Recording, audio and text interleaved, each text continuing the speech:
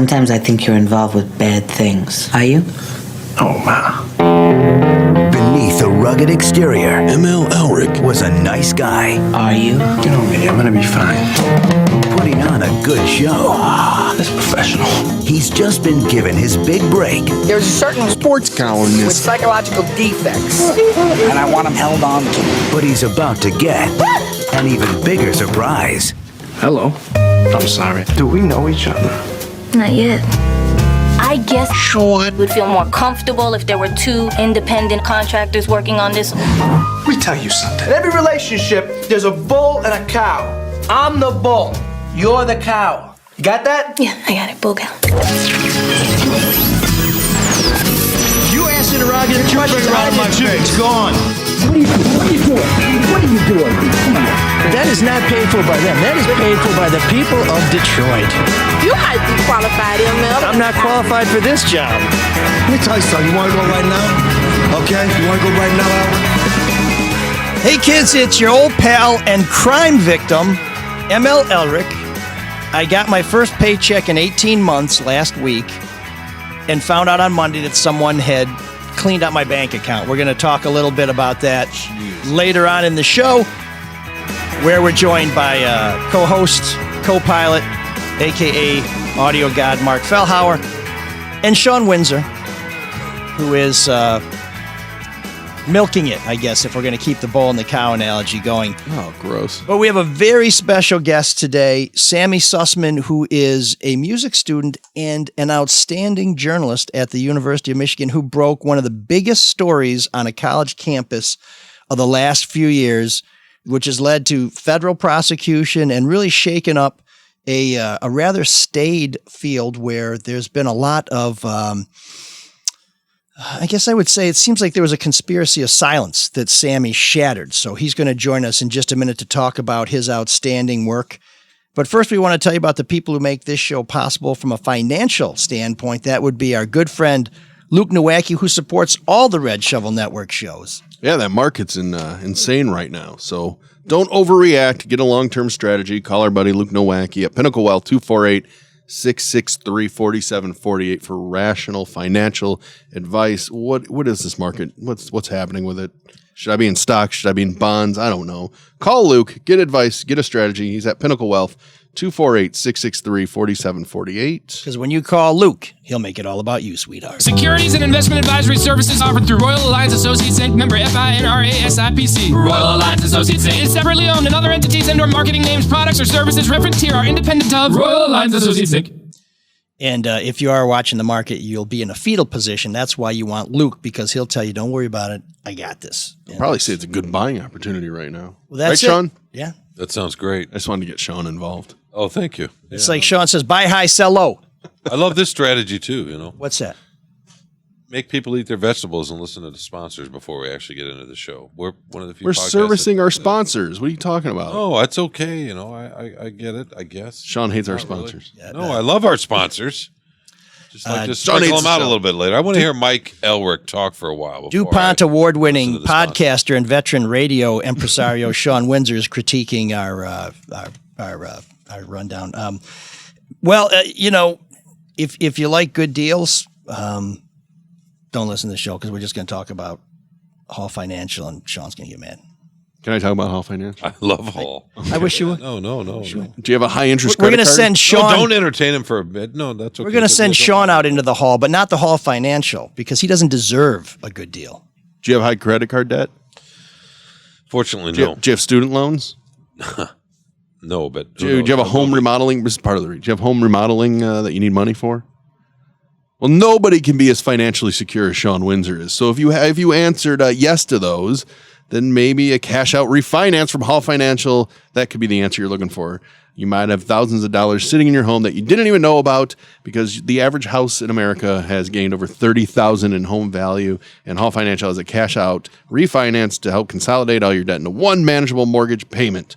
You can get it in as little as 8 business days, too. How do you do that? Well, you go online to callhallfirst.com or you just pick up that telephone, 866-CALL-HALL. And we also are brought to you by the Caju Cafe, who sponsors Room 7609. We're going to be talking a little bit later about the great acts coming to the Caju Cafe this week. But there's always a good time on the east side at the Caju Cafe where you'll find great food, great music, great times. And one of the co-owners is John Rutherford, who, like our next guest, was a very prized and recognized and honored musician from the University of Michigan. He plays the trombone. Our guest now is Sammy Sussman, who plays the bass, but we're bringing him on, although we do love music, to talk about his journalism in which he exposed a predatory professor at the University of Michigan. I'm going to read you a little bit about this story that he broke in 2018 in the Michigan Daily. The University of Michigan hired Stephen Ships as an associate professor of music on September 1st, 1989. So far, so good. Since then, he's had a successful academic career at the university. Way to go, Shipper. From 2001 to 2004, he served on the executive committee of the School of Music, Theater, and Dance. Very well done. From 2002 to 2007, he served as the Associate Dean for Academic Affairs. He is currently the chair of the Strings and faculty director of the Strings Preparatory Academy, a university-affiliated pre-college music program for local middle and high school students. So far, I'm really digging Professor Ship. And then Sammy drops the hammer. A Michigan Daily investigation unearthed previously undisclosed allegations of sexual harassment and sexual misconduct against Ships. These reports span nearly 40 years, from fall 1978 to a university-affiliated summer program in the last 5 years. They include accusations of unwanted touching, sexual assault, prolonged sexual relationships with teenage students, and misogynistic and sexist verbal statements. Bam! Sam! Damn! That's some pretty powerful stuff. How did you come up with this amazing, explosive, revelatory story? Sorry, I lost you for like a split second there. That's okay. We were just reading your story and just saying, that's some pretty heavy duty stuff. In all fairness to him, he probably thought you were going to ramble on like you did for the pre-show instructions. Sorry. This is a rough week for me. The amazing thing is, Sammy, you did not start out to write a 6,500 word piece on this. You're a student in the school. What is it? The School of Music? I forget what it's called now. The name's changed since I've been there. Yeah, School of Music, Theater, and Dance. Yeah. School of Music, Theater, and Dance. And you heard a little whisper about something, and so you kind of dug into that. And then what happened? Yeah, so I started digging into the most recent stuff because I'd heard rumors about things that happened the past couple of years. And then one of my friends said that Ships had used to work at a high school in North Carolina, and that there were all these rumors about his time there. And people here had assumed that things were different than his time at that high school, but there was a lot to dig into in terms of that high school. And the North Carolina School of the Arts is fairly notorious. Like right now, they face a lawsuit from 56 separate plaintiffs about sexual misconduct by various teachers there. And there's been some reporting publicly, and there's already a book about that.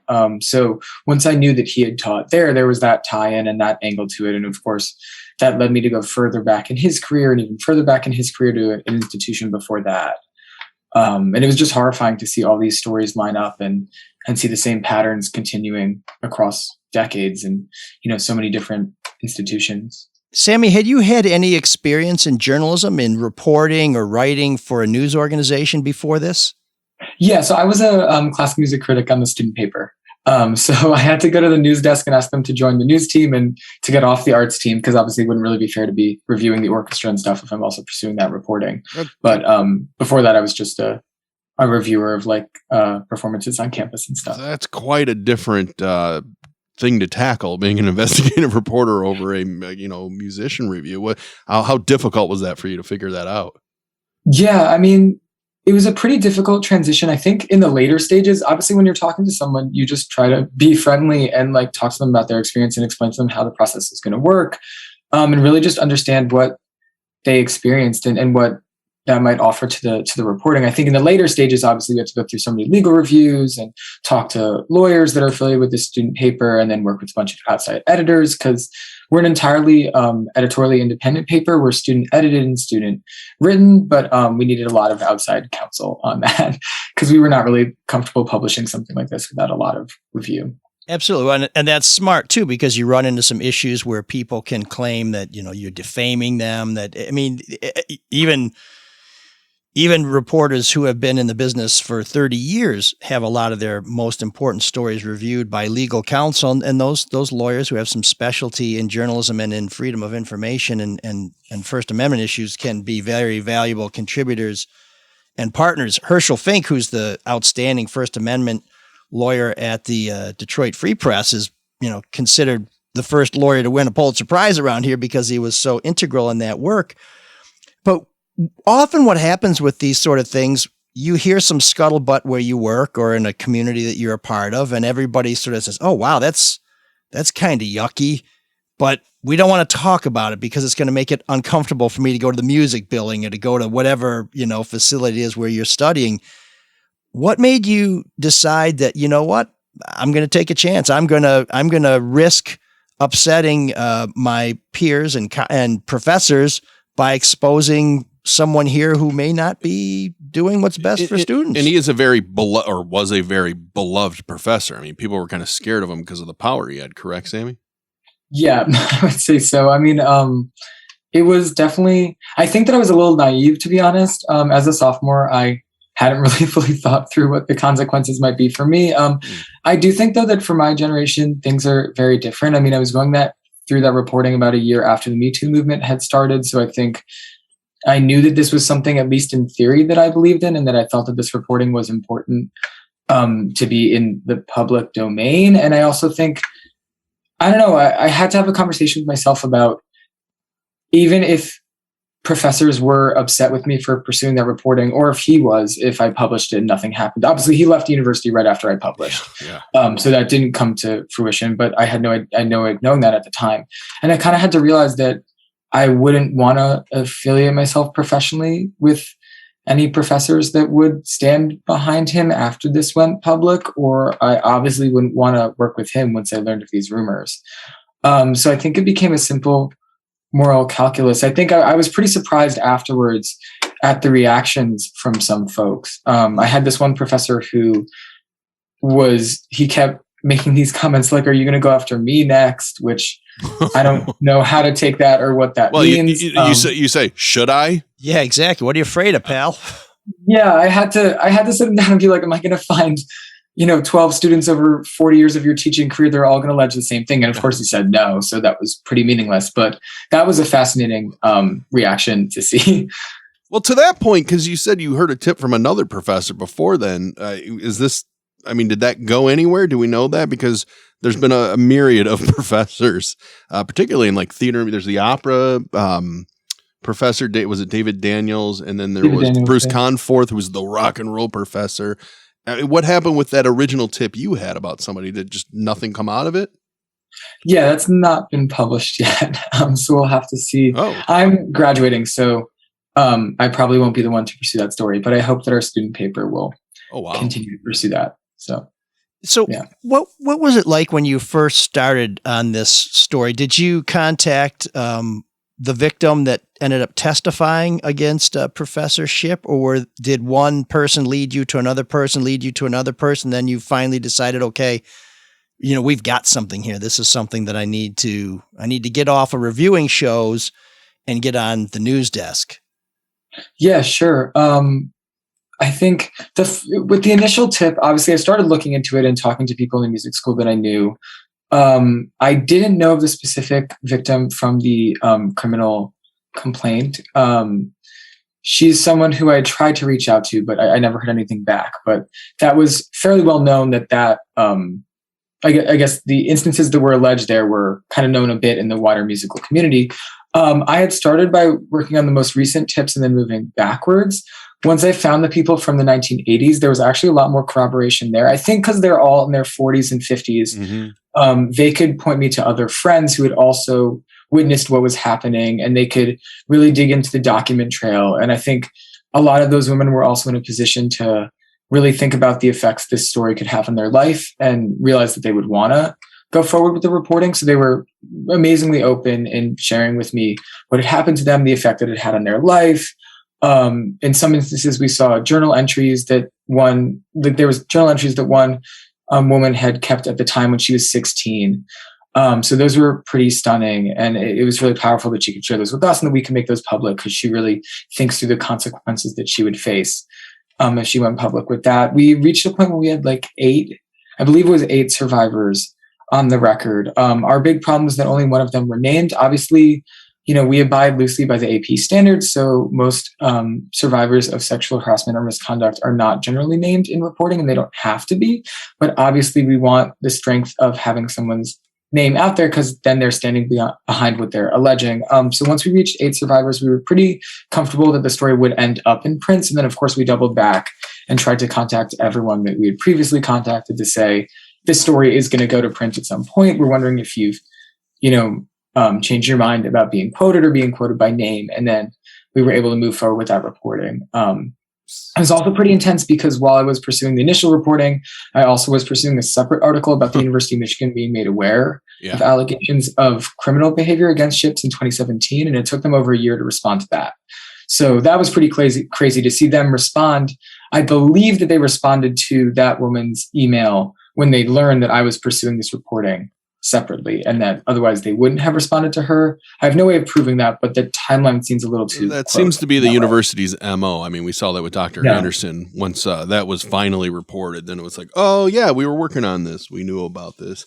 I want to go back to that journal entry, because I had read that is really kind of opened your eyes and said that, hey, these are not just uncorroborated allegations. There's something serious going here, because she wrote, and I'm quoting from here, "Someday Stephen Ships was willing to give me a lesson. Other times he just wanted a blowjob." And this is a 16-year-old writing this. How graphic did she get? I mean, did she lay a bunch more out, and was that used as evidence in the trial?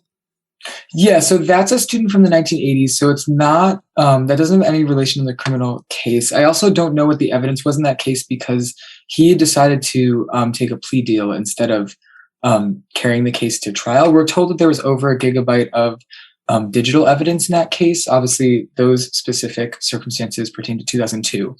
And the government had seized his computers and stuff under subpoena. They also subpoenaed UM and the North Carolina School of the Arts.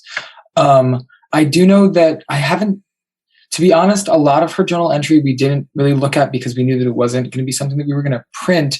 There's another section that I actually dug into a lot more, which was her talking about what the consequences would be if this story, if the admin found out about what had been happening to her at the North Carolina School of the Arts. She talks about how it would have a devastating effect on her academic career, but that he would face no repercussions. And it's just crazy to see, a 16-year-old kind of going through that calculus and realizing that she has to stay silent. I would say that that's also kind of more the focus of what her reporting was, because it was great that she shared the journal. Obviously, that offers a lot of corroboration, but I don't really feel like it's my job to dig into that at all.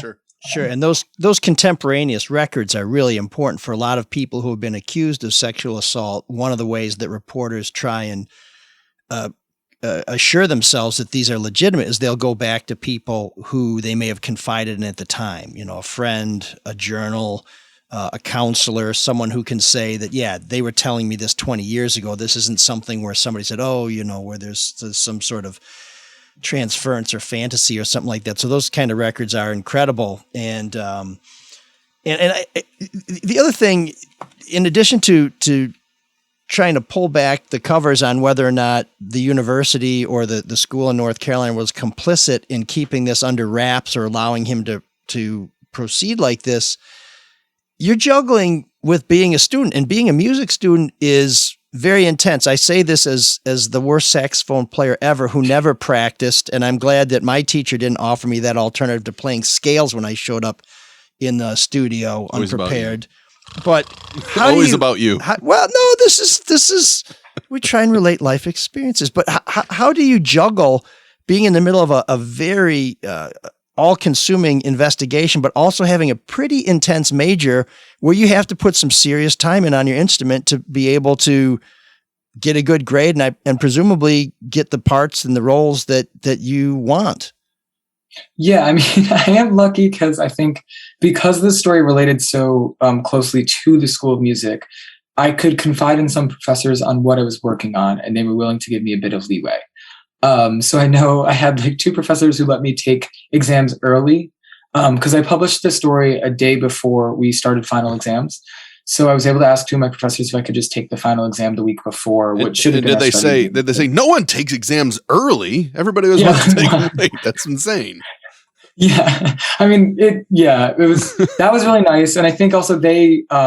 I didn't want to tell them who I was reporting about. It was kind of awkward because I could tell them I was pursuing this story and then it wasn't someone in their department. So they had nothing presumably to fear from it, but that it would have a really huge effect on the school and definitely on me. And so I'd like to take the exam before any of that was public. But that was definitely a weird calculus. It's also just weird because I would audition for things. As a bass player, obviously that's a string instrument. I play mostly jazz bass. So I was working mostly with the jazz department, but it was weird in a couple instances that I'd be auditioning for things and knowing that he's the chair of the strings department and was there a connection there and is there something I should worry about? But Sammy, I haven't read the article in a long time. I assume you went to Professor Ships for comment. What kind of reaction did you get from him? I would bet anything he knew that this was in the works. How did he react when you went to him for comment? Yeah, he never gave us any comment. He retained a lawyer, I think, a day or two after we emailed him and we emailed the university. He was actually put on leave from the university and banned from the premises 3 days before we published. And then he resigned, I believe, 5 days later. He decided that he was going to retire at the end of May. Then we published our reporting about the university getting an allegation of statutory rape against him in 2017. That was a really interesting article because he also got the email himself from that woman. And as a chairperson, he had obligations in the Clary Act to report allegations of criminal behavior to the Title IX office. And we found no evidence that he did.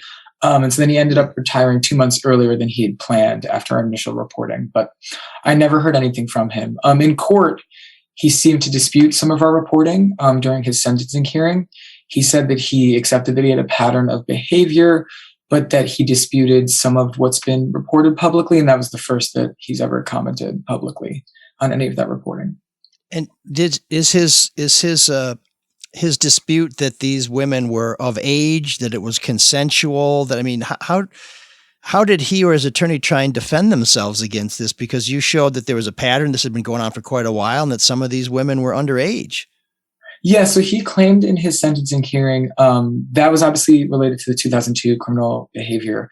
He claimed that in, I believe it was 2009, he went sober because he had had a drinking problem since he was 17, and that he subsequently found faith and that he's not the person that he was in 2002 or when he taught at the North Carolina School of the Arts in the 1980s. I know a lot of the women that I spoke to were glad that the judge didn't fully. Yeah, he had tried to argue that he shouldn't face a sentence that involves incarceration, but that he should be placed under house arrest, home arrest or something, or that he should do community service. It was a very strange sentencing memo, and the judge seemed to reject that logic. Obviously, he committed the crime in 2002, so he had to be sentenced under the 2002 guidelines. But if he committed the crime now, he would be facing 10 years to life because it's a sex crime involving transportation across state lines with minors. So the judge kind of seemed to reject this rhetoric that he shouldn't face any incarceration. But I was fascinated to see his argument that he went sober in 2009 and found faith, and it hadn't been an issue since then.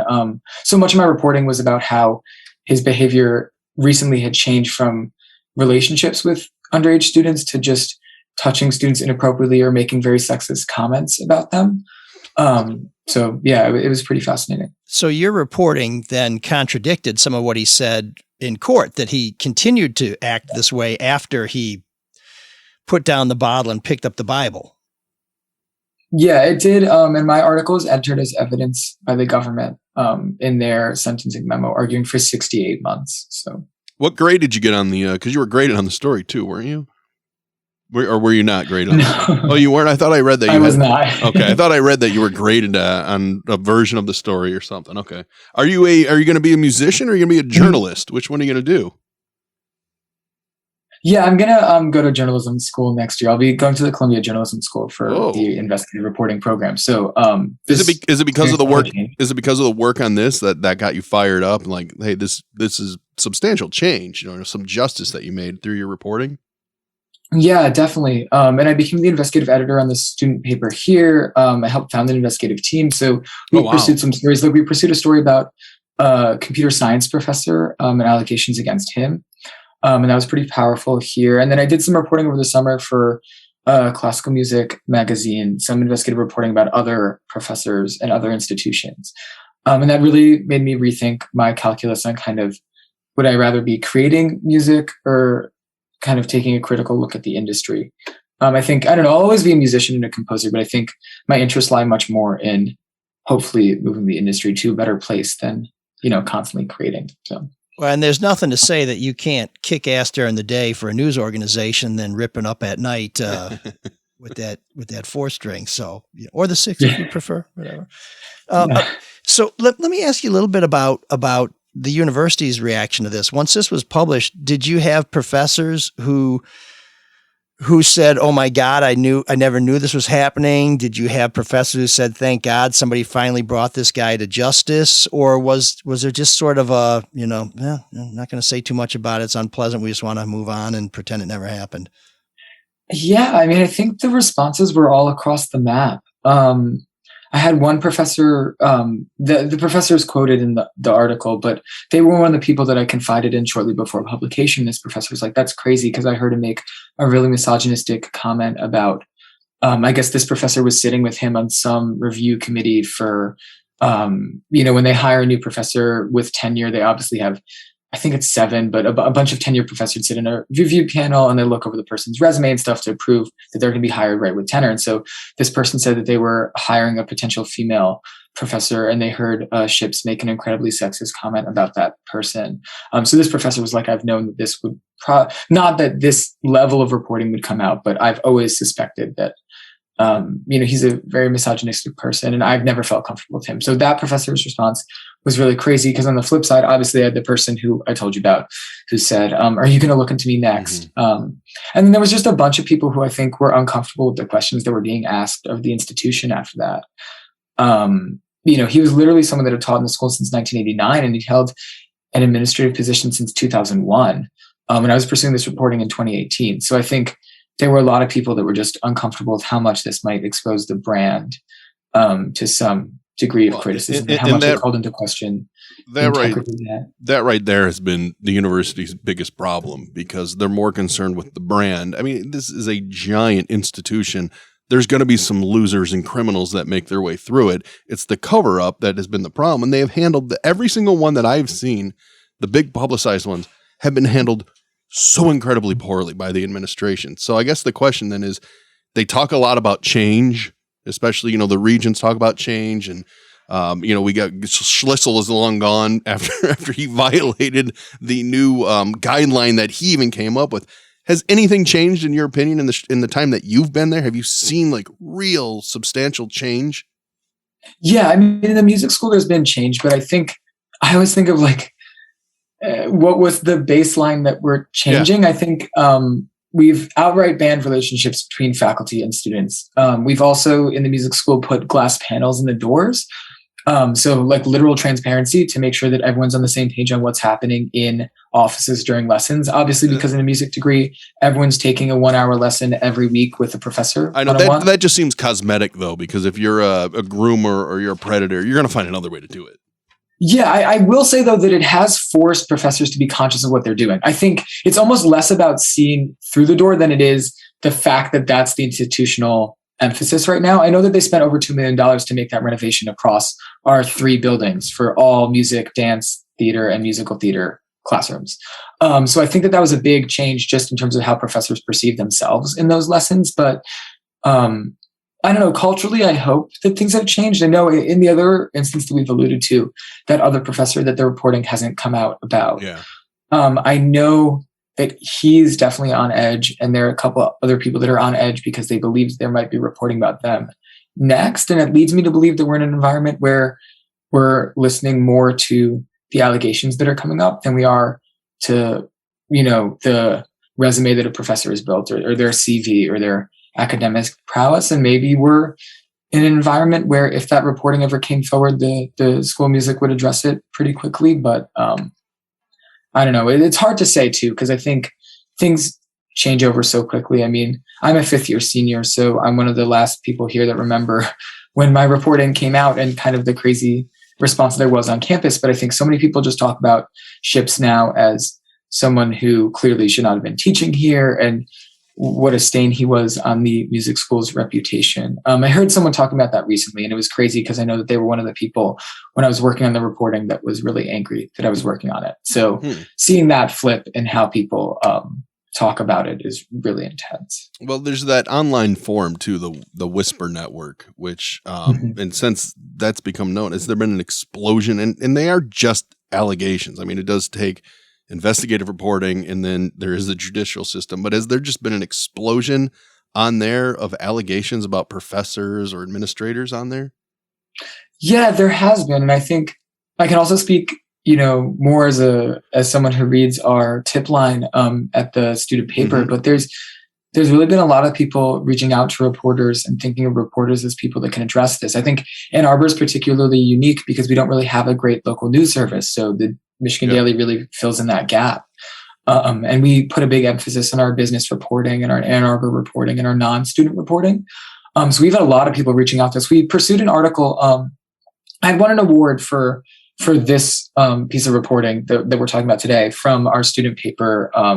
Like a lot of our alumni donate money, and that goes back into a couple of investigative reporting awards. The following year, I pursued a story with my co-founder of the investigative team about a local business and sexual misconduct in the kitchen there, because there's a restaurant that employs a lot of students on the kitchen line, and there were a lot of allegations against the head chef.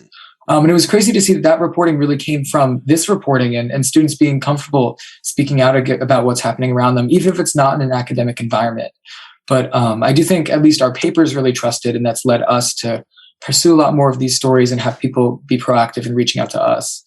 I also think about how I really had to dig for this 40 years of allegations and find these different women. And I think hopefully now we're in an environment where people realize that reporters can be not the solution, but that they can help make these stories public and force the public to, respond to it in kind. So the Michigan Daily sure has changed in the 30 years since I've been there. It was just a crossword puzzle back when I went there. Well, often what happens is when somebody steps forward and does some groundbreaking work like this, people who read it and say, "Oh, so that's who cares," will come forward. So you kind of put the welcome mat out there, and you create some changes. I would suspect that there are just some sort of, I'll say, insensitive profs who maybe just were very critical in their comments without being sexual, who may have cleaned up their act a little bit to say, wow, I guess the way we treat students does matter. Oh, so many of them are protected by tenure too. They think they're untouchable, which drives me up a wall. Sorry. Yeah, I mean, I'm editorializing. And with the David Daniels thing, what we've been talking about, the opera professor, I know that he, a big piece of reporting here for our student paper, or basically our other big piece of the music school, is that the school granted him tenure like months after our Title IX office had opened an investigation into him. And we proved that the dean was aware of the Title IX investigation when she gave him tenure. Unreal. She also sped up his tenure cycle. So it seems like she gave him tenure right before that all happened. So is she still there? Whoever this person is? Yeah, she was the interim dean. Now she serves as a voice faculty member in the musical theater department. So, Sammy, what do you do to see that these stories are followed through on after you leave? Because one of the things about student papers is you do your bit, you move on, and as you said, stories that happened a few years ago, the institutional memory there is, it comes and goes with students. But it seems like there's some other things you uncovered that really need to be bird dogged, like people allowing this to happen, people covering it up, people being informed that this was out there and then doing nothing about it. How do you make that handoff to your successors? Yeah, it's really worried me, to be honest. I know we've set up a true investigative reporting team. It used to be a beat on the larger news section, but now it's a separate team with separate funding and separate editors. So I'm happy about that. I've also spent the past year as the managing editor of the team trying to pursue all sorts of investigations. So we looked in allegations of just general abuse by RAs against the university. They were alleging that the university wasn't really handling their allegations properly and that they were being put in really unsafe working conditions. So that reporting got a lot of attention. Then we pursued some other reporting about another music school professor, another computer science professor. So I've tried to help some younger reporters kind of pursue those different avenues. I think the real emphasis for me, though, has been showing the paper how much attention and how positive it can be to pursue these types of stories. Because that story that we were talking about today took me 5 months. So it was a full semester of reporting. That's all I did. So I think for a lot of student reporters, initially it's hard to justify that level of investment in one story, especially because on a student paper, you're just kind of trying to crank out bylines that maybe 1 or 2 articles stick and you can use those to get an internship. But showing people that really investing in a story and taking it all the way through can also be equally as beneficial for the institution and for you. And that, you know, as a student paper, we should really be, investing in those stories and spending our time on that because it'll have a really positive effect. I mean, I know my article was covered by the Columbia Journalism Review, and it's been linked to a couple of times in the New York Times, which has been really incredible for our student paper. And obviously we have the Google thing where you can see who's clicking on your articles and where they're coming from. So to see thousands of people clicking through to our reporting from the New York Times has been fascinating. And it's really made us realize that if we pursue stories at a high enough level, they can be treated as professional reporting, and no one's going to remember that it was a student paper doing it. So, Sammy, how do people support the investigative reporting efforts at the Michigan Daily? Is there a website that we can send them to? Yeah.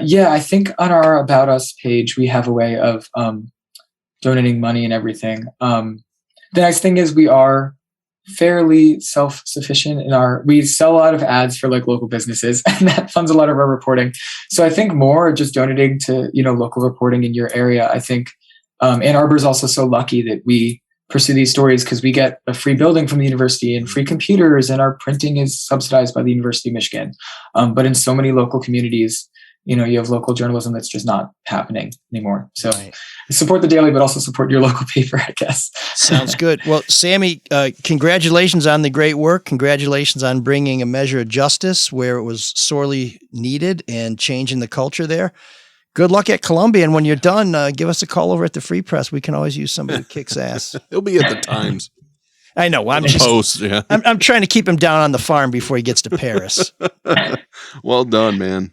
Well done, Sammy. So that's Sammy Sussman of the Michigan Daily. Broke a huge story. Took some time to play out. If we didn't mention it, Professor Ships got 5 years in federal prison, and it sounds like he was lucky that it was only 5 years. But that's great journalism, folks. That's the kind of stuff that we want to take you behind the scenes to see how it's done. And see, every university student is not just some woke, vapid kind of influencer on Instagram. Some actual, right, Shawn? Trying to get Shawn involved again. Nothing out of this guy. And man. Sammy can also drop a dope beat. It's a really as Shawn well would say. done article, and nice knowing that there's more in the pipeline. How old is he? 22. 23? 22 or 23. He said fifth year. He's got to be in his early 20s. What were you doing in 22? Me? I was working on the #1 morning show in Detroit. Were you? Yeah. What about you, Mike? I was leading an investigation into dorm security at the Michigan State News. No, I think I was doing that. I was doing that when I was, probably 21, 22, something like that. But to finish my answer, I was really not doing anything. I was still messing around. I was the only loser.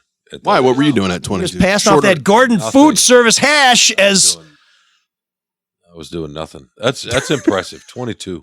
No, and it's really good work. Shawn was stacking amps for Scratch Acid. No, I wouldn't do anything like that. You can see when young people are going to be, like you said, he's going to be at the Times. He's going to be where he wants to be, right?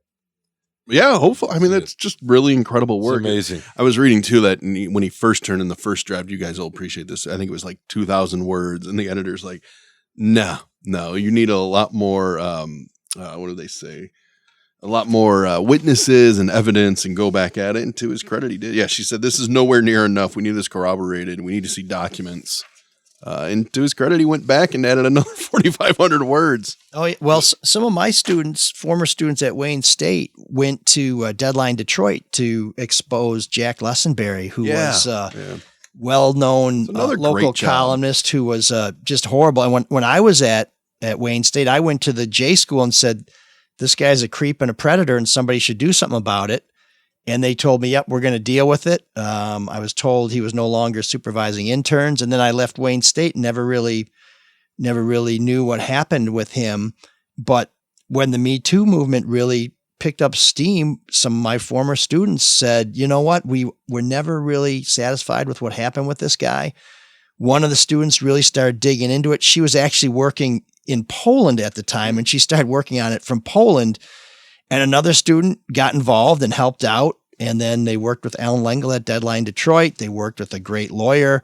I helped a little bit here and there. And by the time they were done, they kept finding cases, but some people are reluctant to come forward. Some people come forward and say, oh, I'll come forward and you can use my name. And then they start thinking about it and they're like, I don't know if I really want to be out there. And they just kept digging and they kept finding more and they kept finding more and they kept finding more. And eventually they got to a critical mass where they published. And then after that, Wayne State said, we're going to investigate. And that's one of those things as a reporter, you're thinking, oh crap, an official investigation that's run by the university that really didn't take any action in the first place.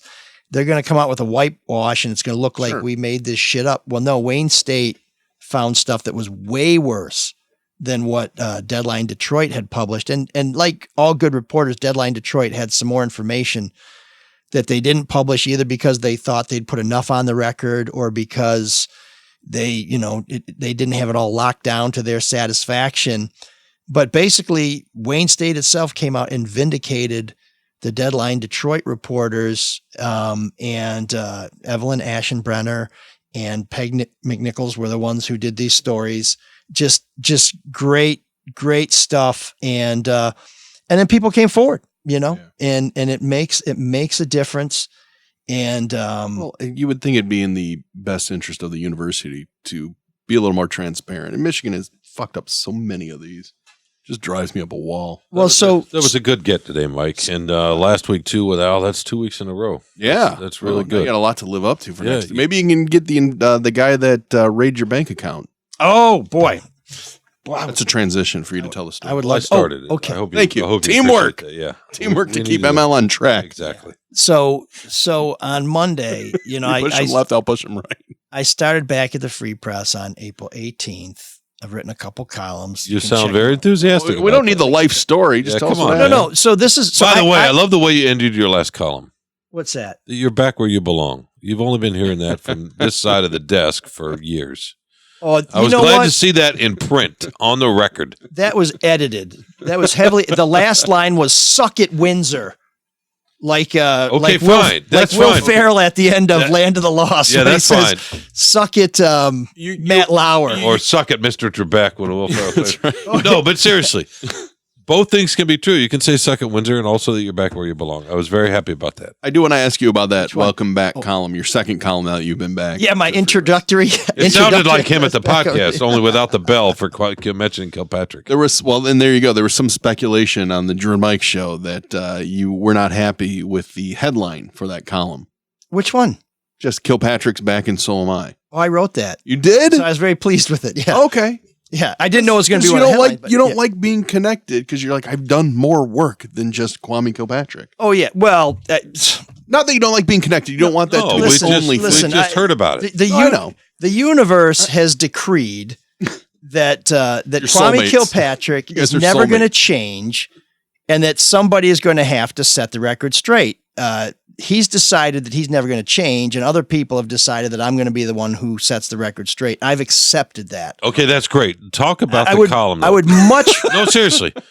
No. I would much prefer that he got his shit together than I have to be the one to say, yeah, he lied. Okay. It's about more than an affair, that's blah, fine. blah, blah. We get that. We understand that. That's fine.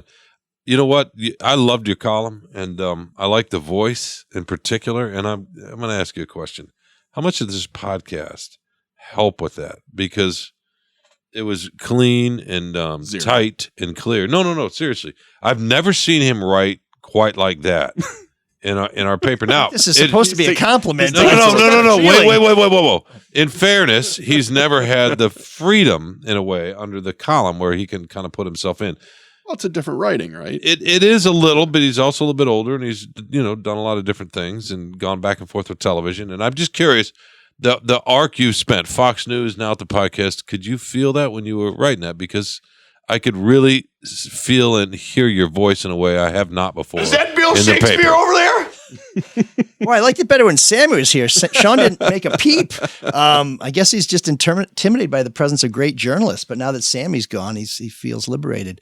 No, I'll tell you one thing. Three's a crowd with an interview. We talk about writing conversationally. And one of the things I really like about your columns is when I read your columns, I feel like you're talking to me, which is why I don't read them that much. I just don't. I get enough Shawn Windsor in my life already. But when you do TV, you write to be spoken. So when I was a young reporter, I would write long sentences with clauses and stuff. No way. That was like, yeah, exactly. So it is like I talk, but you do learn in a little while to have rhythm and pace. And one of the things that when I'm talking about writing, and now we're really in the geek zone here, is I like to end every sentence, particularly if it's going to be spoken, with an impact word. So you wouldn't say something like, the verdict came back guilty and they'll be back in court in 2 weeks. You'd say, they'll be back in 2 weeks because the verdict came back guilty. You want to end with that sort of boom with a, you know. That's a good little TV tip there, isn't it, Mark? Yeah. That's just a good writing I'm from the tip free too. press. What's up my butt? The other thing is people don't understand how commas work.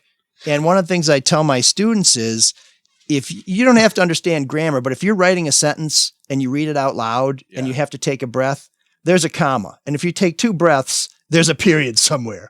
You don't want to be writing these iron lung sentences where you're like, and then because readers see them like, I don't know. Yeah, I have like to, James I have Fenimore to fight Cooper. That. I have to fight that myself sometimes, so I know. So anyway, more Hemingway, less Cooper, right? Well, I mean, James not Fenimore everybody writes the same. I don't know. Chingachgook? Not just like long, like one word. No, who's in there? An author that's known for writing. William Faulkner wrote really long. Yeah, and what's his name from Ireland? James Joyce. Yeah. And well, Morrissey's autobiography is like one sentence. It's 400 pages. It's one sentence. And that's how your bank account got raided. Yeah. Oh, so we got back to that. Yeah. So, okay. So I finally get a job after 18 months. I finally get a paycheck. I didn't ask for your life story. And so my paycheck is in there. So were you living on the street these past 18 months? Pretty much. In the basement. Okay. No, I was supported by those sponsors you shit on at the beginning of the show. So thank you very much. I love our sponsors. I just want a little entertainment, a little meat, and then we'll get to the vegetables. Come on. How can you eat your pudding if you don't eat your meat? A wise man said that. I think he's English. Okay. So I'm anyways, from the free press. What's up my butt?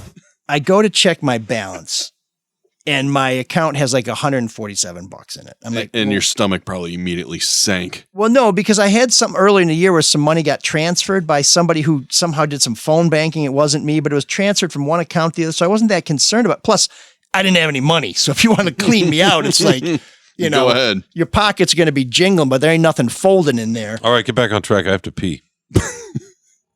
It's all about your prostate.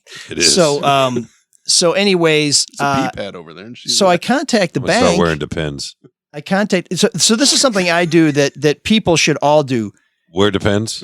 Get a mobile app. No, this is for sure. Get a mobile app and check your bank and your credit cards every day. Oh yeah.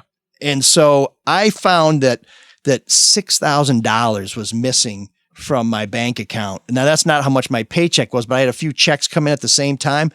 And I was going to pay all my bills. I mean, I have more than that in credit card bills. So I was really counting on that money being there. And it's been debited. There's nothing from the bank that told me, hey, we're doing this. So I called the bank and they said, oh, it looks like you were a victim of fraud. And I said, I'll say. And they found out that there's a local business that had written me a check with my name on it and my address for like $6,000. Somebody had cashed it, saying they were me at the bank where I bank, had my forged signature on the back and was given $6,000 cash money back in January. Now, apparently the bank that the money was drawn from found out that this was a bogus check, went back to my bank and said, you gave, the fake ML Elric $6,000 that you shouldn't have. So we're going to take $6,000 from you. And my bank said, well, if ML's pulling a scam, we're going to take $6,000 from his account. And so this money's missing from my account. I'm like, what the hell? So I went to the bank. We talked it through. I'm filing a fraud. Now I'm going to have to wait like 6 to 8 weeks to get this money back. I know my credit card companies are not going to wait that long. So I guess I'll have to dip into that home equity line to cover some bills. But the thing is, to pull this scam off, somebody at this business had to be in on it to write a Oh, check yeah. to me with my address because I didn't even know this business existed. What kind of business was it? Do you want to say? It was a medical provider. Penis reduction. Oh. So I've obviously So maybe never you been are a there. client. No, never been there. No, but like medical supply or like No, it was a dental office. Okay. Yeah, dental office. That's interesting. They made this check, and it's not in my town. It's in Southfield, where I've never been there. Don't know nothing about them. So why the penis joke, though? No, seriously, why did you take that detour? So anyways, I don't know nothing about them. And speaking of, I'm just curious. Speaking of body parts, don't you have to go yours? It's part of the feedback that's coming up because you were making similar jokes about that last week with Mr. Sabaka. I was just curious. Let me ask you this though: is this where $6,000? Is this something that can be criminally investigated? The guy's got to be on camera going to the bank and trying to cash this, right? Yes, thank you.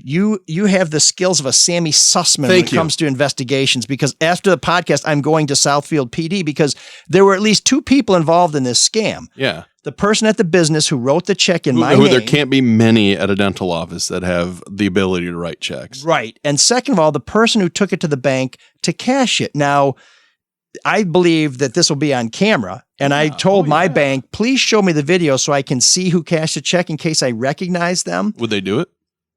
They said they wouldn't do it, but I said, well, it's going to be evidence. I'm going to the cops. So I'm hoping the cops will show it to me.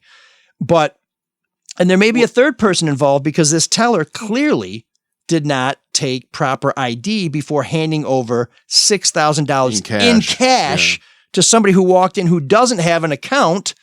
Well, I guess they had an account. They claimed they were, but when I go to my bank, they want an ID. If I take a cashier's check out for $100 to pay a contractor or something like that, I have to show an ID to take $100 out of my own checking account. Sure. So here's somebody who cashes a check without. So there's at least 2 people involved in this. You said this happened in January. Will they even have the tape? Do you think? I suspect do they save them? will. Do banks probably save them for a long, long time? Well, I've had luck with cops having drunk driving video that is 3 years old because when cop cars, so a few years ago, cop cars, when they would drive into the garage, but you're talking about a public, download all the video. Now the video at some departments automatically loads onto a server and they will save that for years. You're talking about a public entity versus a private bank. I mean, but banks no deal offense, with a lot of it's only fraud. $6,000 to them. I mean, I think it may cost this teller their ass. That's what they're telling me. Not the teller, but I mean the bank. I'm just talking about I think these financial crimes can take a little while. This has only been 3.5 months, so I'm sure they still have the video of all those transactions. Mm-hmm. It would make sense. And by the way, is this the Geek of the Week? I guess Sean's got someplace to go. And not just number one. Man, the geeks have inherited the earth. Well, good luck. I do that? What a dork. Does him wanting to play with us again mean that he's turning into a geek? Or we're turning into cool guys? What's that mean drummer movie? Sean's Whiplash. Whiplash. He's kind of the mean drummer guy on the show now. He's like, are you rushing? Paradiddle. Are you rushing or are you dragging? Yeah, exactly. I always wondered why you would do this when ML was talking, where you'd go put your fist up like J.K. Simmons and that. Did you like Whiplash? I love the end. I didn't see it. See, I feel like I think I texted you this, ML. It's a good movie if you don't mind a dumb plot. I love the end where Paul Reiser. Don't That's what spoil people say it. about this podcast. No. I'm just going to say this. Paul Reiser sees his son's talent come through, and the look on his face, the recognition of a father with son. It's a great that's moment. dumb. That's not Just why like at the end of School of Rock. That's not why I like It's it. What's that? When the father sees his kid playing It's similar. guitar, Yeah, and they're the other like- kid says, the other parent says, your son is very talented also. Yeah. By the way, since we dive into what we watch, I finally started watching Outlaws. Oh, it's good. It's fucking great. Yeah. It's I love fun. that show. Yeah. It's silly. It's silly, but it's fun. No, it's really good. Sorry. Geek of the Week. For this week, Geek, speaking of Outlaws, we go across the pond. Of course, for you a don't guy. like Paul Reiser, by the way. Thank you. Paul Reiser's Who? outstanding. Who doesn't like Paul Reiser? You just said you didn't. It was Me? dumb. Yeah. No, it's not why. That's not why I liked Whiplash. But you love watching him fight through the end and, stay and fight when Well, yeah. J.K. Simmons there's a embarrassed him and he and walks up the stage and he comes back. There's a twist, but it's in kind of a dumb plot, I'll admit. Do you know what Paul Reiser's greatest role was? Mad About You? Aliens. Oh, yeah. God, great call. Where he has the collar up on the suit. Exactly. In fact, it's funny you say it because I always think it was like, in the future, will we turn our collars up on our jackets? but I took a lot out of that movie also. And Shawn, in the 80s we did. And Shawn, I don't know if I prefer my two dads. Dollars up on our golf shirts. Shawn, I don't know if you've been keeping up with current events, but we just got our asses kicked. Oh, yeah. That guy went to my high school. What? Bill Pullman? No, not Bill Pullman. No, not Bill Paxton. Paxton. Yeah. He did? Chet? He graduated 7-8 years before I was there. Really? In a little high school in Texas. You know what he told me? That he went to that diner you worked at and you served him a greasy pork sandwich in he was a long ashtray. What do you say? I don't know if you're... Great reference. Yeah, that is a Finally great... Welcome to Deep Cuts here on ML Detroit. A reference I can get. I like it when he says to the... Go get yourself one! Or no, put her in charge. Talking about the little girl. Maybe you should put her in charge. His best work, no doubt, Big Love. That's it. Next. I never saw it, but it seemed like a good show. Big Love. His most memorable, though, is the best. Aliens. Yeah. Bill Paxton? Yeah. The lines he said, people quote those. Mike just Twister. quoted him, you know? He was great. Well, yeah, Weird Science. Yeah, but it's not culturally relevant the same Well, way. What? It's not. On the telephone? You called on a telephone? I would That's argue another great Weird line Science from- is more. I don't know if you're keeping track of current events. That's right. We There's just got nothing our like asses that in kicked. Weird Science or Apollo. Look, Apollo 13 may be a better movie, but come on. No, but I think Weird Science is probably more culturally relevant than Aliens. It doesn't track now, though. It maybe at the time. Someone do a Twitter poll on You know that what? for It's me. because you are worried about. So Geek of the Week. No, Yeah, you're somebody worried just, about. Somebody just sent us a tweet that says, what are a couple unpopular dicks like you doing having a podcast? I thought you had to pee. That's Weird Science. Yeah. Yeah, Shawn just likes I understand. malakas. Look, She just likes malakas. Yeah, that's all you like. I get it, Mark. What? On the telephone? Kelly, whatever her name was. Every damn night? LeBlanc? LeBrock. Yeah, LeBrock. That's why you liked Weird Science. No, it made me admit laugh. It made me laugh. I was 11 when it came out. So. No, because Mark no. figures if Steven Seagal can get Kelly LeBrock, he's got a chance. What's on the loop? What do you see on the loop more? Aliens or Weird Science on TNT or Probably TBS? Weird Science. I was watching TNT. Everything's No, on I'm just demand. saying the movies that loop all the time, the free movies with All right, 100 commercials. I'm doing a Twitter poll for no reason other than I just want to be right. Maybe Apollo 13 might, but Detroit, we have a problem. For this week's Geek, we go across the pond for a guy who went for a pound. Member of Parliament Neil Parish resigned after acknowledging that he accessed a porn site on his phone while in the House of Commons waiting to vote. The Guardian reports in an emotional interview with BBC News Southwest, he said a first incident was accidental as he had been looking at tractors, but that a second time was deliberate. Parish said, the situation was that, funnily enough, it was tractors I was looking at. I did get into another website that had a very similar name, and I watched it for a bit, which I shouldn't have done. So I don't know what tractor website has the same name as a porn You just website. wanted to do an accent? I thought it was pretty good. yeah, that's riveting. What's the geek of the week? And if you really, That guy. that really was a Devon dialect. That was- Google up. so what's presumably Bill both Paxton most websites known has for? something to do with plowing. What? That's it? That's your Geek of the Week? Or pounding? I don't know. Because he lied about being on a porn site? Yeah, I mean, that's Shawn great. totally No, derailed because us. of his excuse. I was looking up tractors. Maybe he was. And a porn site popped It up. happens. By the but way, Mark. then he went to go look at it again. What about not safe for work? He wanted to make sure he saw what he saw. He's a public official. By the way, Mark. I expect this kind of conduct in the House of Lords, but not the House of Commons. Okay, that's great. I mean, frankly, Yes, when they Shawn. found out about that at Whitehall, there was a problem. Yes, Shawn. Last week, when you guys forgot to include me in the columnists, whatever, The what? the columnists who work for the Drew I- the Red no, Shovel I Network. did not forget. Whoever, whatever. Anyway, I was referred. Somebody said that's fine, and they called me Yawn instead of Shawn, and they said you were That is whiny. In the outrageous. same thread, they said you were whiny. Can you believe this? Yeah, I can. You're whiny. I'm boring, I guess. And what's Mike then? Not boring. I think they meant low energy. Maybe so. Maybe so. Well, thanks for making their point. Yeah. No, I did. What's your favorite part, Shawn? Oh. See you again. There's an all-night party in room 7609.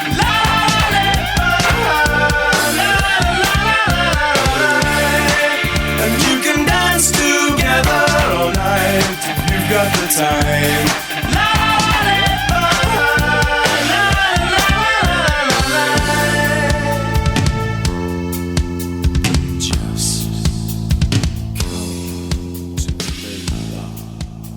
Just come to the late bar if you want to hear some awesome new wave gold. This week's band comes once again recommended by DJ Dan. I kind of went a little different direction in terms of song selection, but if you pay close attention, I think you're going to be able to help reverse engineer what theme this is. I don't want to say any more. I just want you to just wrap your ears around the other two and you with a sushi themed song called, well, not really, called Tasty Fish. Although some people do like the sushi.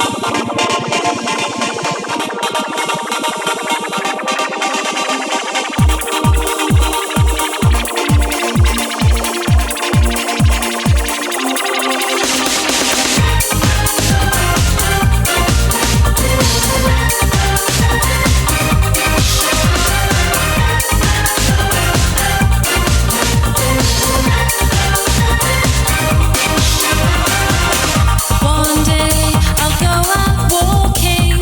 I don't know when. Could be anywhere. Send a letter 'cause I'm sick of talking. Then my love, you know I won't be there. It's gonna last forever, and there's nothing I can do. Get yourself together. That's what it comes back to. Coming back to you. No matter what you say, it doesn't matter what you do. Comes back to you. No matter what you say, no matter what I do, it all comes back to you.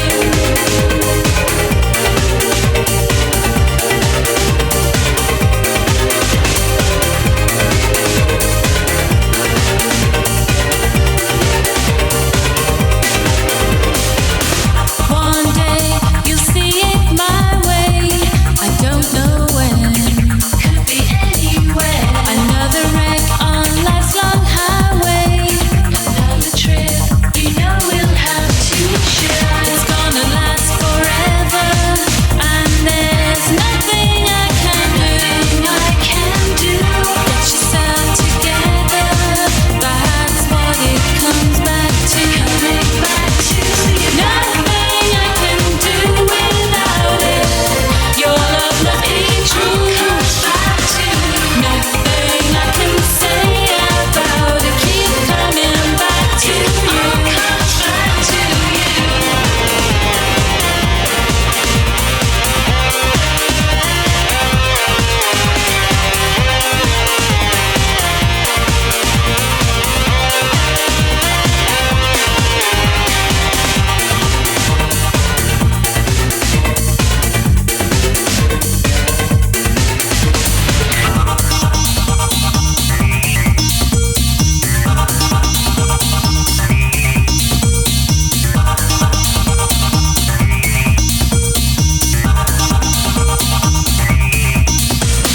Nothing I can do without it. Your love must be true. Nothing I can say about it. Keep coming back to you. Comes back to you. No matter what you say, it doesn't matter what you do. Comes back to you. No matter what you say, no matter what I do, it all comes back to you. No matter what you say, it doesn't matter what you do. Comes back to you. No matter what you say, no matter what I do, it all comes back to you. Okay, now that Sean's away, we can have a productive discussion. So we played Bad Lieutenant last month, which Yes. was the Bernard Sumner side project. Mhm. We played Revenge, which is the Peter Hook side project. And so DJ Dan said, if you're really into these New Order side projects, you got to check out the other two and you, which are Jillian Gilbert and Stephen Morris, the husband and wife who did a lot of the sequencing, the synthesizers, Wow, and the that's drums them? for New Order. Yes, so that's kind of that song was terrible. Well, but you were just saying, you know, why do I recognize that? It had a very poppy New Order sound, but here's what I think you were hearing. There's a hook in there. They say, Nothing I can say about it. Well, that is to me when I heard it. Please keep singing. Yeah. I'm not putting my headphones on for that shit. To me, when I heard that, I heard Bizarre Love Triangle. Every time I see you falling, I get down. So there's a lot of similarity. That's not that. No, this is Tasty Fish. Nothing I can say about Okay. That sounds like a blatant ripoff. Okay. Somebody's got to be stopped. Well, they're ripping themselves off. No, I know, but still. But if you listen to this album, there's a lot of different tunes on here where you're listening to it. Why would you listen to the album? Can we just listen to you? This Sing is it. New Order. And you also get that. So I've been reading J.T. Harding's book, Party Like a Rock Star, where he's talking about fascinating writing songs and how he'll come up with a line and somebody will make it better, and then they'll do something, and three guys will write a song just like Sangria. It sounds like somebody wrote that, in their sleep. No, it's very complicated, intricate, and how just one little tweak takes something from being very commonplace to being a big hit. And when I listen to the other two and you, I say to myself, if these guys had not come together with Bernard and Peter Hook, we would never, ever know them, because when you put those other layers and those other elements into a band, you actually have something that is friggin' fantastic. This is cotton candy. This is bubble gum. But there are some tunes on there that are awesome. And if you ever want to check out their album, I will just tell you, there's a track at the end of it, we didn't play it here, called Loved It, the other track, which is frigging genius. It's awesome. It's kind of long, so we didn't play it. And I really wanted to try and see if anybody recognized that little cadence. That's all I heard from Bizarre Love. I know. Yeah. You hear it, you're just like, this is like a watered down New Order. But anyways, that's the other two and you. So well done. Big ups to DJ Dan, veteran of the City Club. If you don't know what the City Club is, we're going to talk about that one of these days. But so if you have a suggestion for Room 7609, we want to expand your new wave catalog. Please let us know of a great new wave band who has a tune that no one else knows but you, or a great new wave band that nobody knows but you. And we'd be very happy to play it here on Room 7609. Looking back at last week's show, we've gotten a lot of feedback on our exclusive interview with Al Sabatka, the legendary Zamboni driver for the Detroit Red Wings, who was unceremoniously dismissed by the Illich Corporation. We have a donor, Bryant, who supports this show on such a regular basis that we should call it Bryant's Soul of Detroit. Bryant's song? Bryant's, that ends very badly. For one of them. It's a lot like this show. Okay, which begins badly and the middle's not so good either.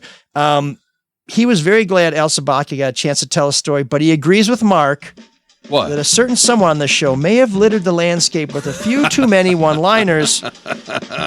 So Shawn knocked that off. More feedback on our interview with Al coming up in just a minute. But first, Mark is going to tell you how you, like our generous friend Bryant, can support this show. MLSoloDetroit.com is the website. Little donate button right on there. Any amount is appreciated. It comes through PayPal. We're going to have an intern starting later this month. He's going to figure out the Venmo thing. It's not that hard to figure out Venmo, but go ahead. It's this. Well, of course, I could do it. I could do it, but in a minute. But we want to challenge our intern. This is all about helping kids grow. You got to have jobs for an intern. That's right. So you're also welcome to sponsor the show if you have an event or a product or anything that you want us to talk about. It's really easy to underwrite this show. Just send an email to mlsoulofdetroit@gmail.com. Let us know. We'll make the deal. And of course, we do invite you to send us your suggestions for Room 7609 to mlsoulofdetroit@gmail.com.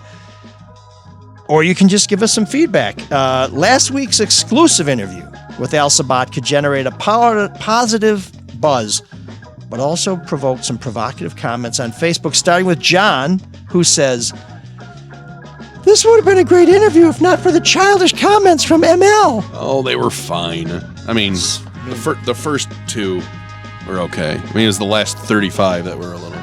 What do you expect from someone as highly pitched as John? Well, Scott chimes in, "Maybe next time you won't ruin a heartfelt story with your stupid jokes. Such poor taste." Al was fine with them. Scott. Gordon was fine with them. Was he? Yeah, he's totally fine. He wasn't laughing. But no, he was squirming a little bit. But yeah, he was fine. Under the advice of counsel. What's happened to you, Mark? Sometimes a little levity's good, right? Yeah, you know. The only I've been reason watching Amber Heard and Johnny Depp. That courtroom's cracking up all the time. Reason in here. And now you're supporting his penile humor and to a level. Talking about weird science over aliens. What the fuck? It's winning the poll right now, just saying. Really? I'll mention it at the end. Well, if you have any other great stories or any great guests you'd like to leak to us, you can contact us again at the aforementioned email address, or you can give us a call at 313-288-9070. That's Butterfield 89070. But with all the commentary on Al Sabatka, Gary takes the cake with his comment that comes from, of course, one of our favorite guests, Mike Rattay. Gary says, I like Mike Rattay's take on the issue from Deadline Detroit's podcast the week that was. Rattay said in his inimitable way, Chris Ilitch is a punk. So, once again, it's tough to outdo the rat. Okay. Elsewhere, and again, he's got away with words. Yes, again, defense attorneys enter the conversation. John asks, how do defense attorneys like Michael Bellata or Kwame's attorney get paid? It has to be very expensive, and I find it hard to believe that many of these defendants have the cash to pay them. Did Kwame's attorney get paid? Well, that's a great question. Sure. So the answer is yes. Kilpatrick's attorney did get paid. Okay, yeah. Yes, period. And we picked up the tab because he had a court-appointed attorney. However, Bobby Ferguson paid Mike Rattay and that defense team out of his own pocket, and I will tell you, that was not cheap. It's amazing how Kwame got really good public defenders too. Well, they were good because I know they entered the pool. Behind that. No, I understand it. It's interesting that they came up for his trial. Well, it wasn't such a random draw. There was a decision made that these lawyers are more familiar with the client and some of the elements of the case, and so they would get up to speed quicker and provide a more effective defense. And so typically the rate that, at that time that the feds would pay a court-appointed attorney in federal court was, I think, $125 an hour, but they could petition to have it increased to $250 an hour, which they did. And everybody's entitled to a defense. And so sometimes people pay out of their pocket and sometimes we pay. But they did get paid and you helped. So feel good about that. Sophia inquires, please talk about what you have in the pipeline for your new gig at Freep. Are you a columnist or an investigative reporter?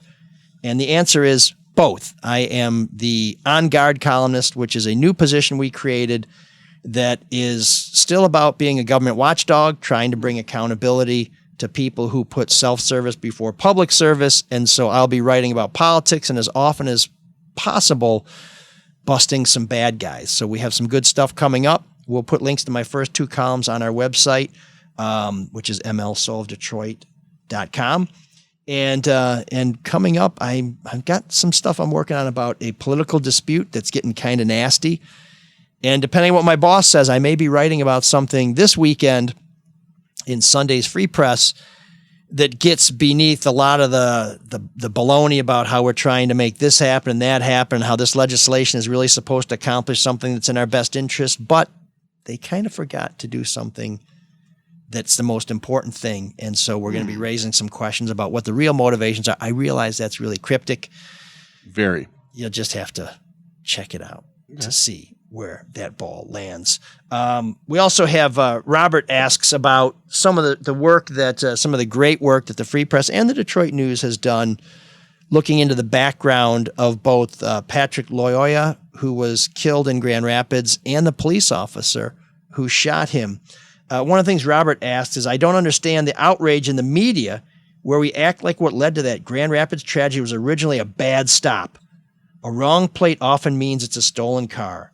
And if that's your stolen car and you only had minimum insurance coverage, you'd be grateful police did their job and found it.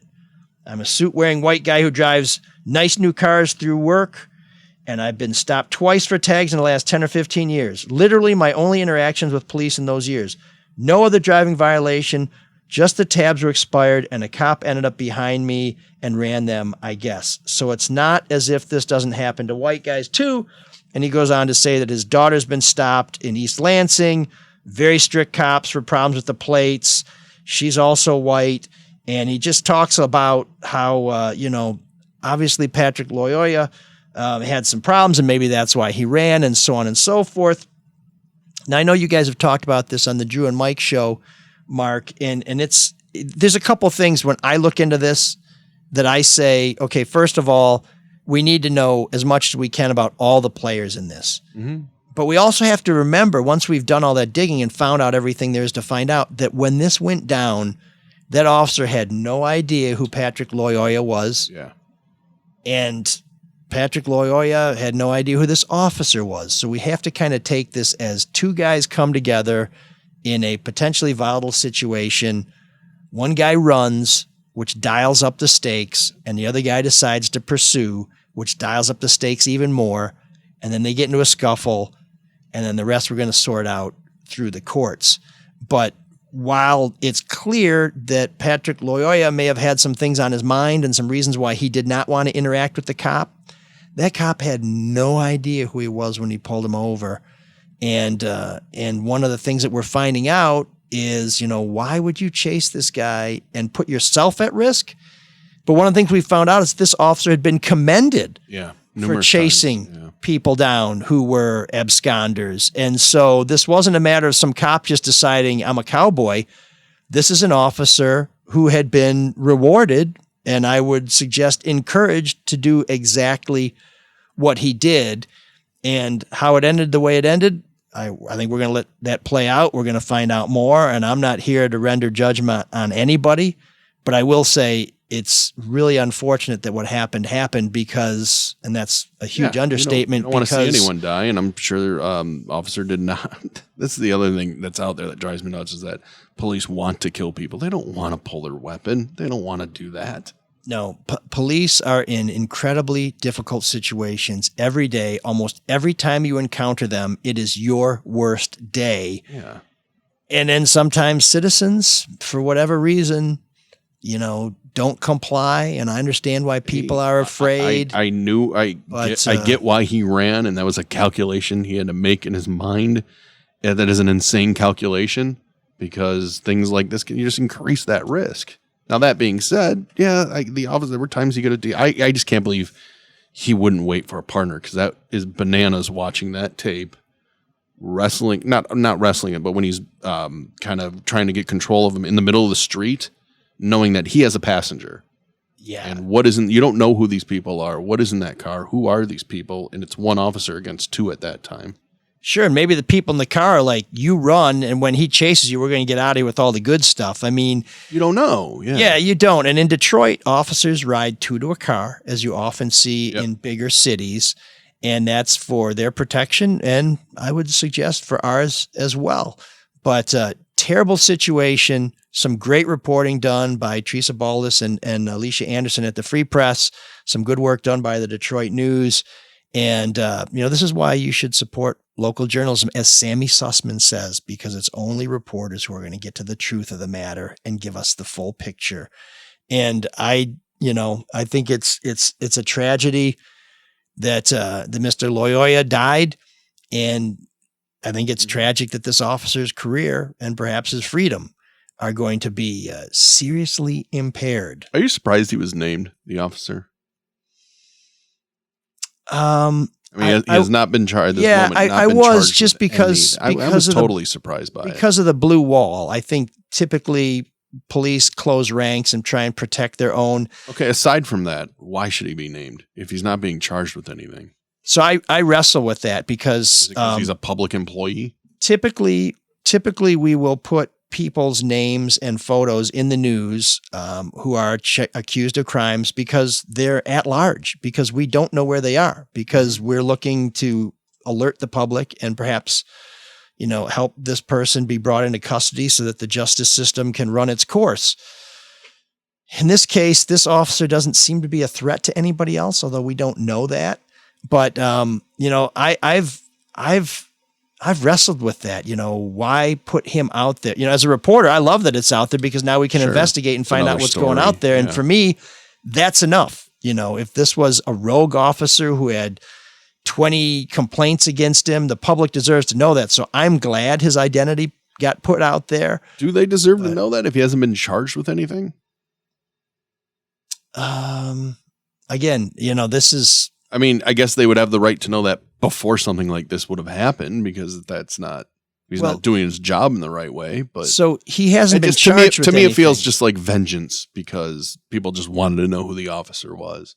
Well, so they could be a dick to him online or whatever. One of the differences, he hasn't been charged with anything, but nobody disputes that he took somebody else's life. So, I mean, whether that results in criminal charges or not, that's a pretty serious public he's an event. officer. I mean, that's different laws apply to him because it's an insane job. So I'm going to answer strictly as a reporter, which is I'm glad the identity is out there so that we can find out more about this person. And I would suggest that some of the stuff that's come out about this person. Well, that might help him actually. Yeah. It indicates that, how well, how that good of an officer he's been. Yeah. He wasn't a cowboy. Yeah. There's that part. That he did have some interest and some sensitivities to other cultures, which I think probably surprised a lot of people. Now that you say that, now that I think it out, absolves anybody of conduct. He probably wanted it out there because he hasn't done anything wrong in his past. Maybe he wanted. I don't know if he wants people coming to his house. No, I'm sure but people still, come to his house. But probably figured sure it's going to get out in his house. It's going to get out eventually. But yeah, I don't know. I mean. Listen, I approach everything as a reporter, which is I want as much information as possible. And after those officers... Not everybody's as responsible with information, though, as you are. Well, perhaps. But after those officers shot a guy on San Juan a couple years ago in the summer, and Chief Craig put that video out right away showing that, boy, this guy basically was... provoking. That was a great move. Yeah. I think that chilled things out as pretty quickly. And I was out marching with Detroit Will Breathe that night. And I was out marching with them for the Free Press after the video got out. And there were people from the neighborhood telling people who were marching when they were saying, this was an execution, telling them, go home. This was not an execution. We're cool. Get the hell out of here. And so I think as much information as possible can help keep the peace. But yeah, things are changing, and I hope for the better. So Robert, thank you for your very thoughtful comments, and please, not for our sakes, but for Sammy's sake, support local journalism. Right, Shawn? Right. I saw you're on your phone. Were you looking at the Twitter poll? Right. Yeah. What's it say? The question is which Bill Paxton movie or film is more culturally relevant? It isn't about what his best film is or what has been the most successful, just culturally relevant, right? 55.1% say Weird Science, 44.9%. Long way to go. Wait, 55 and 49, that doesn't work out. 55.1, 44.9, sorry. Yeah. And then people are saying you spelled Twister wrong. It's not about Twister. Twister's garbage anyways. We didn't get Tombstone in there. I know he had a bit. Someone brought up Frailty, which is a fantastic movie. Have you seen Frailty? I have not. Oh, it's a good one. Sorry. Wow. I digress. Well, it's a shame that he was taken from us. Yeah. Too soon. Was that from a bad surgery too? Wasn't that what kind? Wasn't it complications from a surgery? Oh, I don't know. That's I just know it happened suddenly. Yeah, like it was a huge surprise. It surprised me. He was only like 60. Yeah, he died at Cedars-Sinai. Okay. I'm just doing some quick internet research, which is the best kind of research. Yes. Well, you don't want to. Oh, another one is Near Dark, which is a really good movie, actually. I've not even seen that. No. I think that's a Catherine Bigelow movie, if I'm not. Open heart surgery at Cedars-Sinai to repair a damaged valve and correct an aneurysm. A day later, he underwent an emergency second surgery to repair a damaged coronary artery. He got worse over 10 days and then had a fatal stroke and died. Damn. Well, shit way to go. Let's not forget his great work in the Limp Bizkit video, Eat You Alive. You don't hear enough about that. So there's that. Anyways, we appreciate you sticking with us for another week. Please rate, subscribe, and share the podcast or watch us on YouTube. We would love to have your subscription to YouTube so that when we go live, you can get an alert saying, hey, the new episode of ML Soul Detroit has just started its live broadcast. Shawn, what are you working on for the Free Press? I saw you're all over the Sunday paper. I write one column, you write two columns. It's like no, there was just overcompensating. Draft stuff, and then the news of the Jeff Bashel. Yeah, firing. Were you surprised? No, not at all. No. So that's what that was. No, I was just again Googling, and time after time after time, the most memorable role, the most that's not the question. relevant, Culturally relevant. The most culturally relevant lines are all. I don't know if you're looking at keeping up with current events. That's by far the most famous thing he ever said. By far. What did he say is shit? or Chet? Well, I'll just quote one of these tweets. When they were hungover, I'll give you serving up a greasy pork sandwich in a dirty ashtray. And then that laugh. Yeah. And something about buttering buns, didn't he? Well, yeah, I'm trying to find this one reply on the tweet here. I've never uttered a quote from him from Aliens. I use, quote, "You two donkey dicks couldn't get laid in a morgue at least once a month." Thank you, Doug. Yeah, I think. What? I think you need to rewatch Weird Science. It's good to get kids into the STEM programs, and Weird Science did that. No, I understand that. I understand what it did. What a bunch of bullshit I just said right there. I understand all of that. It didn't exactly launch that one dude's career.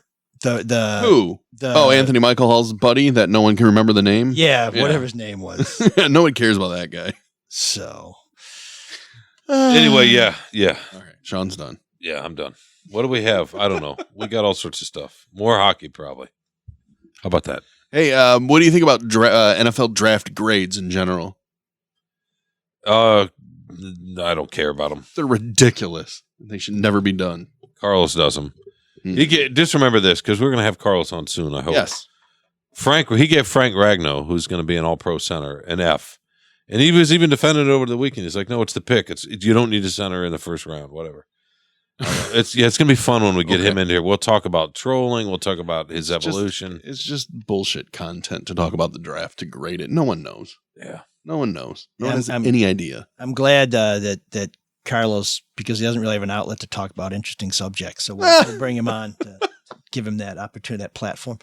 Here's a quote from Bill Paxton that I think sums up very nicely Sean's philosophy. Why'd you just shit on that? Sean's philosophy. No, I'm saying, you're saving tit for tat. That's why you're saving all Carlos's great stuff for our show. I mean, what about the Carlos and Sean podcast? Right. No, we've got fine stuff. No, come on, man. I've listened to one person attached to Kilpatrick for 3 years. We can have Carlos in here one time. So let me do a little irony check here. I said, okay, 6 degrees of separation. So I say, like so Kilpatrick. Sean, you don't want us to talk about, okay, while I'm running for office, never mention Kilpatrick. Next show, he's like, is Kilpatrick going to, let me ask you something. Did Kilpatrick use Hall Financial to refinance his What was the house? connection between Al Sabaka and Kwame Kilpatrick? There had to have been one, or he wouldn't have been here. No. They both worked in Detroit. Okay, there you go. Oh, no, I know one. Kwame rode the Zamboni once. There you go. No, how about this? Kilpatrick is trying to resurface his career, but like the ice, I can see right through it. Oh, God. And it pissed me off. On that note. Okay, so here's the Bill Paxton quote that sums up Sean's philosophy. Sean could not have said it better or shorter. I don't believe in heroes and villains ultimately. I believe people are capable of great villainy and great heroism. The same person. What was that? That's him as an actor, right? That's just him talking about his philosophy on life. Yeah. Of course, yeah. He's quote. I mean, he's right. Here's another one. Here's another. Oh, I'm sorry, he's not talking about donkey dicks. Here's another partial quote from Bill Paxton that could also refer to Shawn Windsor. Weird Science. It says, "My biggest disappointment." ... Okay. Yeah. Well, nobody's more disappointed in me than me, so you're not really going to get me there. Of course, you like Weird Science. Kelly LeBrock. So breasts and penises. It's a funny movie. Yeah, come on, Mark. Thank you. Are you saying that movie could not be made today? Probably not. It's not fun to pick on Sean because he always says stuff like, "And I got bad breath too." Probably not. Probably not. You try and get in line to kick Sean in the ass, and Sean's standing in line in front of you. You've come to. I mean, look, we all love guilty pleasure stuff, but you're over here watching Severance and all this high end television. It's not high end, is it? Kind of. Well, I'm just excited Kids in the Hall are back. About the duality of human beings. What? Kids in the Hall are back? Yeah, you didn't know they have a new season on Amazon? No. Yeah, their series ended in 94, and now they're picking up and they're doing a new season for Amazon starting May 13th. That's fun. I'm super excited. I just saw Sky High playing, and two of the guys are in Sky High, the overlooked Kurt Russell superhero, lighthearted. Here we go. He's a teacher. Coming of age romp. Yep. Yeah, but two of the guys are in there. They're great. Can I say something about Sky High? It was one of the more underrated. It's outstanding. It's fabulous. And Kurt Russell is the perfect tone. He's got great comic timing. Yeah, no, Kurt Russell, there's nothing Kurt Russell can't do. It's a much better movie. Oh, his best movie, we can all agree, is Overboard, right? Kurt Russell? That's a great bad movie. It's not a great movie, but no, it's a terrible movie. It's the most culturally relevant one. It's a fun, good, bad movie. That or Escape from New York or Escape from L.A. Which one was terrible it? movie. New York. Worst movie ever. Escape from L.A. Particularly because the sequel. first movie was so great. Very underrated Kurt Russell movie. J.T. Walsh is the bad guy. That's what you're going to say. Used Cars. Oh, I love that. Cars Those is great. prices are just too fucking high, right? That's right. That's right. What about the We are going to blow the shit out of those high prices. Oh, who's that great Marshall, character what's his actor? name? Marshall Friendly? Overdrive? No. Where Kurt Russell's being chased by truckers. It's a Maximum Overdrive, the Stephen King one? No. It's not a horror movie. It's it's Breakdown, I think. And it's a sneaky, really good movie. Yeah, he and his wife are going, and he plays the victim too. There was that one movie where Ray Liotta was the tenant in their house, right? And he was trying to, they wanted to evict him, and he was trying to seduce Kurt Russell's wife, and Kurt Russell's really, anyways. And who is the great character Don't actor you have to pee again? in that movie? wanted to go Come on, home. Tell us. Who, what? What? Who? In Breakdown, who's the great bad guy? I never saw it. I just know of it. Okay, anyway. J.T. Walsh is great. I think that's another Blood Simple. It is. It's not J.T. Walsh, though. It is J.T. Walsh. Oh, it is? In Breakdown? Yeah. He's in Breakdown. Okay, then it is. Yeah, good. Sorry. All right. I don't know. Okay, Cyrus. I'm sorry, Cyrus. Forgive me. Great. Cyrus left. He's like, screw this.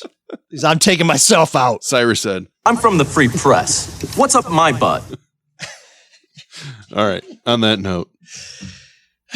Okay, it's great to have the crew back again, and we will be back next week, hopefully with another dynamic guest. But either way, there'll be lots of drabble here on ML Soul Detroit. And of course, the rest of the week, why don't you give a listen to Charlie Duff's No BS News Hour. And then there's always the Drew and Mike podcast featuring Eli's there, which is probably one of, I love Eli when he comes on because he always has like cool stuff to say. And I love Mazaway when he comes on because he never does. Nothing to say. Yeah, because it's like pinata time. Which reminds me, I got to ask Drew for some baseball tips. I feel a little nazi. Great. I'm glad this is a great way to wrap up the show. Your inner thoughts of what you have to do. Yeah, Cyrus. What about Cyrus? Probably, if you're still here, could you take us out? Can you dig that? Can you dig it? Can you dig it? The more they deny it, Are you in Shawn, sweetheart? Ma, I hope so. She's gorgeous. She thinks I'm beautiful. Yeah, she's blind in one eye. the harder they resist it, Now don't get yourself all tied in a knot. the longer they fake it. Hey, you drive me crazy. I don't even know why I had a crush on you back a long time ago when I first met you. The stronger it becomes. What is it you're so sad about? I got this beautiful, sexy, unattainable columnist sleeping in a bed right next to me. This is driving me crazy. You should take a nap. I got a confession. I think we're good together. Every relationship has a flaw and a cow, huh? That's right. ML Elric, Shawn Windsor, the soul of Detroit. New, our best Charmin ever. Charmin Ultra Double Roll.